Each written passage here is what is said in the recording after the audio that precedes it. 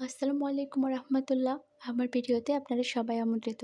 আজকে আমি তৈরি করে ফেললাম চালতার আচার। অনেকদিন থেকেই আচার তৈরি করব ভাবছিলাম, কিন্তু ব্যস্ততার জন্য করা হয়ে উঠছিল না। তো আজকে আচার তৈরি করার জন্য বসে গেলাম। তো প্রথমে আমি চালতাগুলো কেটে নিচ্ছিলাম। চালতাগুলোকে আমি প্রথমে মাঝখান দিয়ে ভাগ করে নিয়েছি।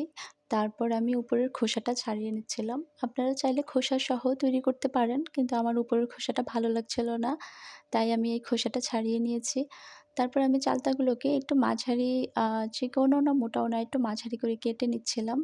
তো আমি সবগুলো চালতাই এভাবে কেটে নিয়েছি। আমার চালতাগুলো অনেক আগে কিনে রাখা হয়েছিল, তাই এগুলো একটু শুকিয়ে গিয়েছে। তাই একটু পিছলাটা কমে গেছে।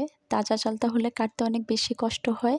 এগুলো অনেক পিচ্ছিল থাকে, হাত কেটে যাওয়ার সম্ভাবনা থাকে। তো আমি এভাবে আমার চালতাগুলো কেটে নিয়েছি। সবগুলো চালতা একইভাবে কেটে নিয়েছি। এই তো আমার চালতাগুলো কাটা হয়ে গিয়েছে। এখন আমি এগুলোকে ভালো করে ধুয়ে নেব। আমি আগে চালতা ধুইনি, চালতা ভেজালে কাটার অসুবিধা হয়। তাই আমি চালতাগুলো কেটে তারপর এগুলো ভালো করে ধুয়ে আমি পানি দিয়ে সিদ্ধ বসিয়ে দিয়েছি চুলায়। আমি চালতাগুলো সিদ্ধ করার সময় একটু হলুদ দিয়ে নিয়েছি, এতে কালার সুন্দর হয়। এই তো আমার চালতাগুলো সিদ্ধ হয়ে গিয়েছে। আমি এখন এগুলোকে একটু ছেঁকে নিয়েছি। তারপর আমি চুলায় কড়াই দিয়ে এতে একটু শুকনো মরিচ টেলে নিয়েছি। শুকনো মরিচ টালার পর আমি কিছু পাঁচফোড়ন টেলে নিয়েছি। পাঁচফোড়নগুলো ভাজা হয়ে গেলে আমি এগুলো নামিয়ে নিয়ে একই কড়াইতে কিছু সাদা সরিষা ভেজে নিয়েছি। সরিষাগুলো সুন্দর মতো যখন ভাজা হয়ে গিয়েছিল, এগুলো থেকে সুন্দর স্মেল বের হচ্ছিল, তখন আমি এগুলো নামিয়ে সবগুলো মশলা একসাথে ব্লেন্ডার মেশিনে একটু আধা ভাঙা করে নিয়েছি। আমি এগুলোকে পুরোপুরি মিক্স করিনি, একটু আধা ভাঙা করেই নিয়েছি। এরপরে আমি আমার যে চালতাগুলো সিদ্ধ করে রেখেছিলাম, এগুলো আমি একটু থেতলে নিচ্ছিলাম আমার শিলপাটায়। চাইলে অন্য কোনোভাবেও আপনার থেতলে নিতে পারেন। আমি শিলপাটায় ছেঁচে নিয়েছি। এখন অনেক রাত্রেবেলা ছিল, আমি আস্তে, আস্তে ছেঁচছিলাম, অনেক শব্দ হচ্ছিল। তাই এই তো আমার চালতাগুলো প্রায় ছেঁচা হয়ে গিয়েছে। এখন আমি সবগুলো নামিয়ে নিয়েছি। এরপরে আমি আচার তৈরি করার জন্য চুলায় কড়াই বসিয়ে দিলাম। এতে আমি দিয়ে দিলাম সরিষার তেল। আচার সরিষার তেল দিয়েই সবচেয়ে ভালো হয়। আমি এখানে সরিষার তেলে কিছু গোটা পাঁচফোড়ন দিয়ে নিয়েছি। তারপর দিয়েছি ৩ টে শুকনো মরিচ। আমি এগুলোকে একটু ভেজে নিয়েছি। তারপরে এতে দিয়ে দিয়েছি রসুন কুচি। রসুন কুচি দিলে আচারের গ্রানি অন্যরকম থাকে। তাছাড়া আচারে ছত্রাক আক্রমণ করার সম্ভাবনা কম থাকে। তারপর আমি এগুলো ভেজে তারপর এর সাথে চালতাগুলো দিয়ে দিয়েছি। চালতাগুলো আমি ভালো করে তেলে একটু নেড়ে নিচ্ছিলাম। সবগুলো মিশিয়ে নিচ্ছিলাম একসাথে ভালো করে। চালতা এর মাঝে আমি ২ টো তেজপাতা দিয়ে দিয়েছি। এরপরে আমি আবারও চালতাগুলোকে একটু ভালো করে মিশিয়ে নিয়েছি। এখন আমি এতে দিয়ে দিয়েছি স্বাদমতো লবণ।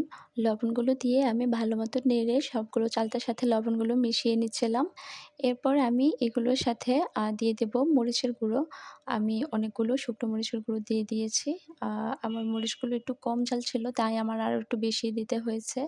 তারপর আমি সবগুলো চালতা ভালো করে মিশিয়ে নিচ্ছিলাম। এরপর আমি দিয়ে দিয়েছি চিনি। চিনি দিয়ে তারপর আমি এগুলো ভালো করে মেশাতে থাকবো, অনবরত নাড়তে থাকবো। আপনারা চাইলে গুড় দিয়েও আচার তৈরি করতে পারেন। আমি চিনি দিয়ে তৈরি করছি। এরপর আমি এগুলোকে ভালো করে মিশিয়ে নিচ্ছিলাম, অনবরত নাড়ছিলাম। তারপর আমি এগুলোকে মিশিয়ে চুলার আঁচ কমিয়ে একটু ঢাকনা দিয়ে দেব। মাঝে একটু বলে রাখি, যারা ভিডিওটি দেখছেন অবশ্যই লাইক, কমেন্ট, শেয়ার দিতে ভুলবেন না। আর ফেসবুক থেকে দেখলে পেজটি ফলো করে দিবেন এবং ইউটিউব থেকে দেখলে চ্যানেলটি অবশ্যই সাবস্ক্রাইব করে দিবেন। এই তো আমার আচারগুলো ঢাকনা উঠিয়ে একটু দেখলাম যে এগুলো থেকে একটু পানি বের হয়েছে আর চিনিগুলো গলে নিয়েছে। তারপর আমি এগুলোকে চুলার আঁচ কমিয়ে অনবরত নাড়তে থাকলাম আচার তৈরি হওয়া পর্যন্ত, যেন সবগুলো পানি শুকিয়ে যায়। এতে কোনো পানি থাকা যাবে না। পানি থাকলে আচার নষ্ট হয়ে যাওয়ার সম্ভাবনা থাকে। এই পর্যায়ে আমি এতে তৈরি করে রাখা মশলাগুলো দিয়ে দিয়েছি। এখন আমি এগুলো ভালো করে নেড়ে নিচ্ছি। আমার আচার থেকে এখনই অনেক সুন্দর স্মেল বের হচ্ছিল। মনে হচ্ছে এখনই খেয়ে ফেলি। এই পর্যায়ে আমি আবারও একটু ঢাকনা দিয়ে দিয়েছি। তারপর ঢাকনা উল্টিয়ে এই তো আমার আচারগুলো একদম শুকিয়ে গিয়েছে, একদম তৈরি হয়ে গিয়েছে। এখন আমি এগুলোকে নামিয়ে নিয়েছি। দেখেন আমার আচারগুলো দেখতে কেমন লোভনীয় লাগছে। একদম ধোঁয়া উঠছে, গরম, গরম আচার খেতে অসাধারণ ছিল। আপনারা চাইলে এভাবে বাসায় সহজেই আচার তৈরি করে ফেলতে পারেন। আজ এ পর্যন্তই। সবাই ভালো থাকবেন, আমাদের জন্য দোয়া করবেন। আল্লাহ হাফেজ।